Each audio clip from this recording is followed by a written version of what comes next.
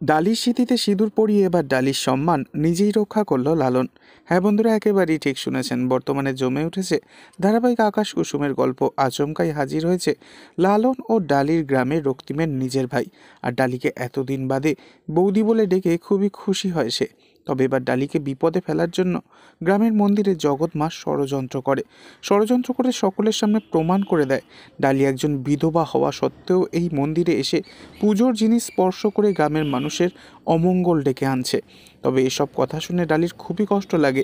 লালন বলতে থাকে, জড়িবুটি ম্যাডাম, তুই কাঁদিস না রে, তোকে বড্ড বেশি ভালোবাসি রে। তবে এভাবে ডালিকে অপমানিত হতে দেখে ভীষণই কষ্ট পায় রক্তিমের ভাই। তাই সে এবার সবাইকে বলে দেয়, আপনারা যে যাই বলেন না কেন, এই লালনই হলো আসলে রক্তিম দেববর্মন। আর রক্তিম দেববর্মন হলো ডালির নিজের স্বামী। ও এখনও বেঁচে রয়েছে।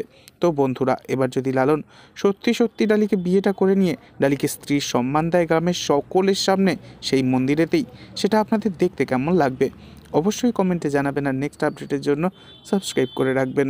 ধন্যবাদ।